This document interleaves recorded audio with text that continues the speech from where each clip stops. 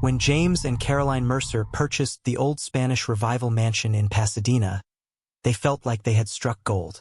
The house had belonged to Bill Paxton, the late Hollywood actor known for Aliens, Titanic, and Twister. Though it had changed hands after his passing, it still carried the weight of its former owner's legacy. For the Mercers, it was a dream home, a place to raise their daughter, Violet, and build the life they had always wanted. But from the moment they moved in, something felt off. Started small. Doors that had been closed would be open in the morning. The faint sound of a man's voice, as if someone were rehearsing lines in a distant room. Caroline, who worked from home, often felt the presence of someone watching her in the hallway leading to Bill's old office. At night, the air carried a strange static charge, like the hum of an old television left on in a room just out of sight. James brushed it off. "It's an old house," he'd say, laughing. "The pipes, the wind, maybe even rats in the walls." But Violet, only 6 years old, had a different perspective. "There's a man in my room," she told her mother one morning. Caroline's stomach dropped. "What do you mean, sweetie?" "He just stands there. He looks sad." The encounters became more tangible. One evening, Caroline stepped out of the shower and gasped as she saw the fogged-up mirror. Words had been traced into the steam. "Keep the lights on." James, skeptical as ever, accused her of doing it herself, but Caroline swore she hadn't touched the mirror. Then, one night, while reviewing home security footage after their alarm inexplicably triggered, James saw something that made his blood run cold. At 2:47 a.m., the camera facing the hallway outside their bedroom caught a figure moving tall, with a distinctive silhouette. The motion was brief, but unmistakable. The figure turned slightly, its face partially visible in the dim light. It was Bill Paxton, or someone who looked exactly like him. James couldn't sleep that night. His skepticism had kept him sane, but now it was breaking. The Mercers finally spoke to the previous owner, a real estate investor who had only held the property for a year before flipping it. He hesitated before speaking. "Look, I don't want to scare you," he admitted, "but when I was renovating the place, workers complained. Tools went missing. Cold spots in the house. One guy said he heard a voice humming old country music, the kind Bill used to like." Desperate, Caroline and James reached out to a paranormal investigator. The team set up recorders, thermal cameras, and even a spirit box. First, there was nothing. Silence. Then, through the crackling white noise of the spirit box, a voice low, distant. "Still here." When asked if he was Bill Paxton, the voice responded again. It was home. The air grew heavier, and the lights flickered. The investigators called for an end to the session. Whatever was in the house, it wasn't malevolent, but it wasn't leaving either. After that night, the disturbances slowed. Maybe acknowledging his presence had helped. Maybe Bill had found peace in knowing his house was loved. But sometimes, when the Mercers watch one of his old movies, they hear something just outside their periphery, a voice, a chuckle, or the faint hum of a song carried on the wind. As if the house remembers. The Mercer family did their best to move on. Life had a way of settling into routine, even in a house that whispered with memories of the past. The nights remained eerily still, the old bones of the house creaking only when the wind pressed against its walls. The spirit box session had left James shaken, but weeks passed without further disturbances, and soon, he allowed himself to believe that whatever had lingered was finally at rest. Caroline, however, wasn't so sure. She still felt it, an unseen presence woven into the fabric of the house. It was in the way the air seemed heavier in certain rooms, the way shadows stretched a little too far across the wooden floors when the sun began to set. It was in the scent of something faintly metallic that would rise and fade in the hallway by Bill's old office. She told herself it was nothing. The mind plays tricks.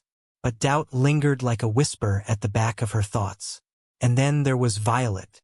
At 6 years old, she had always been a quiet, observant child. But now, Caroline noticed something different about her. The way she paused before entering certain rooms.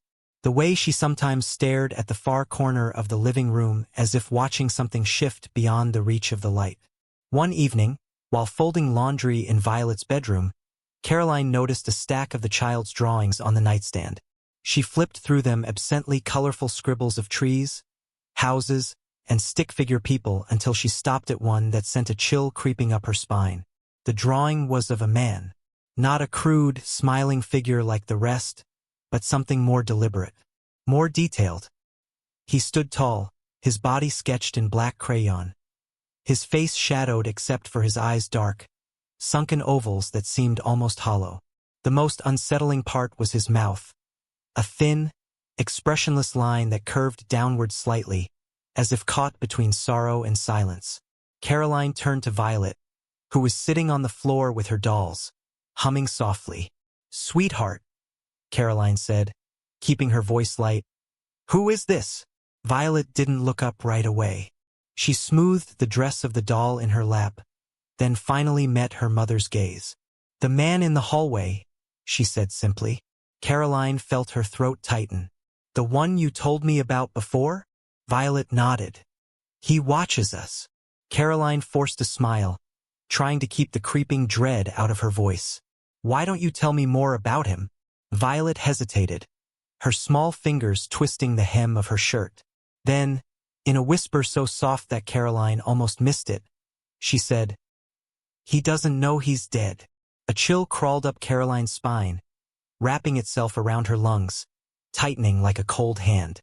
She didn't sleep that night. James, ever the rational one, dismissed the drawing as a child's overactive imagination. She's seen old pictures of Bill, right? Maybe she just pieced it together in her head. Kids do that. Caroline wanted to believe him. God, she wanted to believe him. But something deep in her gut told her this was different. The house was remembering, and worse so was he. The disturbances returned slowly, like a storm gathering at the edges of a clear sky. Small things at first. The scent of cigar smoke curling through the hallway in the dead of night, faint, but unmistakable. The old radio in the living room clicking on by itself, static hissing through the speakers before an old country song would play, just for a moment, before cutting off abruptly. Footsteps, slow and measured, pacing behind closed doors. One evening, as Caroline washed dishes in the dimly lit kitchen, she felt it again, that sense of being watched, of something lingering just out of sight. She turned off the faucet and stood perfectly still, listening. A soft creak sounded from the doorway behind her. She turned, expecting to see James or Violet. But the kitchen was empty, and yet not. The air was thick with something unseen, something that made the hair on the back of her neck rise. She took a slow step forward, her bare feet silent against the cool tile. The hallway beyond was dark, yawning like the mouth of a cave. She exhaled shakily, reaching for the light switch, and then she heard it. A whisper, right beside her ear. "Help me." The voice was low, desperate, tinged with something she couldn't quite place. Confusion? Pain? She stumbled back, knocking over a glass from the counter. It shattered against the floor, the sharp sound breaking the suffocating silence. James came rushing in. "Caroline? What happened?" She stared at him, her heart pounding in her throat. She wanted to tell him, wanted to scream that something was in this house with them. But the words lodged in her throat, thick and immovable, because deep down she knew the truth. This wasn't just a haunting. This was a man who didn't realize he had left the world of the living. And he was still searching for a way home. Don't forget to subscribe and like if you liked this story. Days passed, but Caroline couldn't shake the whisper from her mind. "Help me." It had been so close, as if someone had leaned in just behind her ear, their breath warm and real. But there had been no one she could see. She began avoiding the kitchen at night, leaving dishes in the sink until morning, letting James handle the late-night snacks. It was irrational, she knew, but she couldn't bear to be in that room alone, to stand in the spot where the voice had found her. Yet the feeling of being watched never left her. It was worst in the hallway leading to Bill's old office. The air there was different, thicker, heavier, like wading through invisible currents of something unseen. The wooden floorboards groaned beneath her feet, though she walked carefully, barely placing her weight on them. It felt as though someone had only just stepped aside, their presence still lingering in the walls, in the dust motes that swirled in the dim light. And then there was Violet. One afternoon, Caroline found her in the living room, her tiny body curled up in the armchair near the window. The girl was holding a book in her lap, but she wasn't reading it. Instead, she was staring into the empty space near the fireplace, her lips moving slightly, as if whispering to someone unseen. Caroline's stomach tightened. "Violet?" she called softly. The child startled, blinking rapidly as if waking from a dream. Caroline stepped closer. "Who were you talking to?" Violet hesitated, glancing toward the fireplace, her small fingers gripping the book tighter. "The man," she said finally, as if it were the most obvious thing in the world. Caroline swallowed. "What did he say?" Violet traced patterns into the fabric of her dress, her eyes distant. "He asked me if I could tell him where he was." A shiver crawled down Caroline's spine. "And what did you say?" Violet shrugged. "I said I didn't know." She paused, then added in a whisper, "I don't think he knows either." Caroline sat down beside her, trying to keep her voice calm. "Violet, does he ever scare you?" The little girl thought for a moment, then shook her head. "No," she said simply. "He's just lost." That night, Caroline lay awake, staring at the ceiling. The shadows stretched long across the room, the faint glow of the street lamp outside casting a soft, golden haze through the window. James was asleep beside her, his breathing slow and steady. The silence of the house pressed in, deep and unbroken. But there was something else, a pressure in the air, a shift. She turned her head toward the hallway. The door was slightly ajar, and beyond it, the darkness seemed to pulse thick and impenetrable. Then, from the other side of the house, a noise, a soft, rhythmic sound. Footsteps, slow, deliberate. Caroline's breath caught in her throat. She squeezed her eyes shut, willing herself to ignore it, to let sleep take her. But the sound didn't stop. It moved down the hallway, past the bedrooms. And then, a creak, right outside their door. Her heart pounded against her ribs. She forced herself to stay still, to listen. The air shifted, the faintest breath of movement. And then, so soft she almost convinced herself she was imagining it. "Where am I?" Caroline's eyes flew open. The voice was right outside the door. She clutched the blanket, her knuckles white. She wanted to wake James, to shake him, to scream, but the fear rooted her in place. The door did not move. The voice did not come again. And after a long, frozen moment, the footsteps retreated. One step, then another, fading, swallowed by the silence of the house. Caroline let out a shuddering breath she hadn't realized she was holding. The house was remembering, and now so was he. Morning arrived in a sluggish, gray haze, the light struggling to break through the heavy, rain-thick clouds outside. The house was unervingly quiet, as if the walls themselves were holding their breath. Caroline moved through the rooms with careful steps, listening to the empty spaces, waiting for something though she wasn't sure what. A whisper, a flicker of movement, a breath of something unseen. But there was only silence. James had already left for work, his presence in their bed erased as if he'd never been there at all. Violet sat at the kitchen table, absent-mindedly stirring her cereal with a spoon, the loops of grain growing soft and bloated in the milk. Caroline watched her for a moment. "Did you sleep okay, sweetheart?" Violet shrugged. "I guess." A pause. Then, without looking up, she added, "He was crying last night." The spoon in Caroline's hand slipped from her fingers, clattering against the countertop. A slow, creeping chill slithered its way up her spine. She forced her voice to stay steady. "Who was crying, baby?"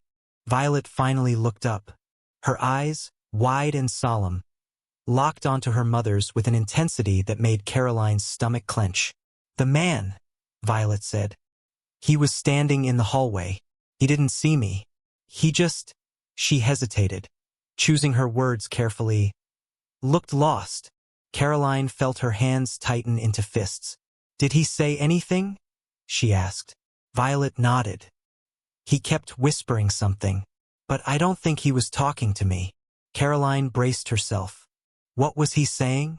Violet tilted her head, thoughtful. Then, in a quiet voice, she repeated the words exactly as she had heard them. I want to go home. The house had always felt big, but now it felt endless. Caroline found herself moving cautiously through its rooms, taking slow steps across the hardwood floors, feeling the weight of each breath as though it might disturb something unseen.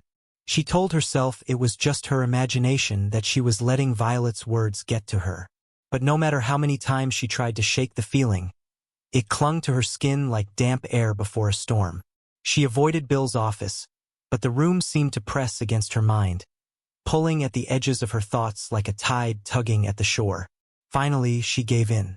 The door creaked open beneath her fingertips, the sound sharp and brittle in the quiet afternoon. Dust hung in the air, swirling in the soft glow of light filtering through the curtains. The room had been cleared of most of its old furnishings, but traces of its past remained. The built-in bookshelves, once lined with scripts and memorabilia, now stood mostly empty, save for a few stray books and forgotten knickknacks. Caroline stepped inside, her breath shallow. She ran her fingers across the old wooden desk, the grain cool beneath her touch. It was here, she imagined, that Bill had spent his quietest moments reading scripts, making notes, speaking softly into the phone in that gentle Texan drawl. A sudden gust of air brushed against her skin, raising goosebumps along her arms. She turned sharply. The door to the room was still open. The hallway beyond was empty, but the air felt charged, thick, as if something unseen had just moved past her, slipping through the room like a breath of wind through an open window. She took a slow step back, and that was when she saw it. The mirror. It was an antique piece, hanging on the far wall, one of the only remnants left behind from the house's previous life. The glass was old, slightly warped with time, its edges rimmed with delicate filigree. At first, there was nothing unusual about it, just her own reflection staring back. But as she took another step, the image flickered. A brief distortion, a shift, like someone had been standing there beside her, watching. She swallowed, her pulse hammering against her ribs. The air in the room seemed to press in around her, thick and suffocating. She backed away, her breath coming in short, uneven bursts, her skin prickling with the undeniable sense that she was not alone. And then, a whisper, so quiet it barely brushed the edges of sound. I don't know where I am. Caroline bolted. She didn't stop until she was downstairs, gripping the edge of the kitchen counter, her heart a wild, frantic thing in her chest. She had heard it. A voice. Presence. Someone was in this house. And they didn't know they were dead. The house felt different now. Not just haunted but aware. Caroline could feel it in the way the walls seemed to hum with an energy she couldn't explain. In the way the air held an unnatural stillness, as if waiting. It wasn't just the occasional whisper, the fleeting shadows in the corners of her vision. It was something deeper, a presence that lingered, watching, searching, and it was growing stronger. She tried to pretend nothing had changed. She made breakfast for Violet, kissed James when he came home from work, went about her day as though the world hadn't shifted beneath her feet. But at night, she lay awake, listening for him. The whispers came more frequently now, sometimes soft, like a breath against the back of her neck. Sometimes clearer, words forming just at the edge of understanding. Where am I? I want to go home. Help me. And then one night something new. A name. Judd. It was so sudden, so close, that Caroline jolted upright in bed, gasping. She turned to James, but he was still asleep, his breath steady and deep. The room was quiet, still, but she knew she had heard it. Judd. A name. A key. Caroline spent the next morning digging through old articles, searching for anything that might connect Bill Paxton to that name. She found nothing at first, no one in his family, no former co-stars or colleagues. It was as if the name had been plucked from the ether, a piece of something unfinished. But then, she stumbled upon an old interview. Bill had spoken about his childhood in Fort Worth, Texas, about the people who had shaped his early years. And in one small paragraph, buried in a decades-old magazine article, she found it. Judd Paxton, Bill's great-uncle, a quiet man, a drifter of sorts who had disappeared in the 1950s. His body had never been found. Caroline felt her breath hitch. Could it be? That night, she stood in the hallway outside Bill's office, the air thick with something unseen.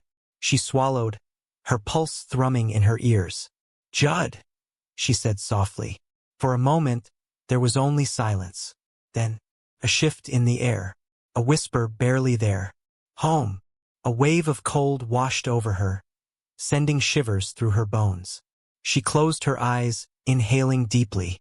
"You're lost," she said. "You don't know where you are." The air grew heavier. The walls seemed to exhale around her. "I think you've been here a long time," she continued. "But this isn't your home. You don't have to stay." The silence stretched. Then, a sound. Soft, faint, a sigh. Caroline opened her eyes. And in the mirror, just for a moment, she saw him. Not a shadow. Not a figure in the darkness. A man. Dressed in old, worn clothes, his face lined with sorrow. His eyes deep, hollow met hers. And then, a slow, weary nod. The air shifted. The house exhaled. And Judd Paxton was gone. After that night, the house was quiet. No more whispers. No more shadows. No more flickering glimpses of something unseen. James never noticed the difference, but Caroline did. And so did Violet. One evening, as they sat together on the couch, the little girl turned to her mother and smiled. "He found his way home," she said simply. Caroline swallowed the lump in her throat, brushing a strand of hair from Violet's face. "Yes," she whispered. "He did." And for the first time in a long time, the house finally felt like home. Don't forget to subscribe and like if you liked this story.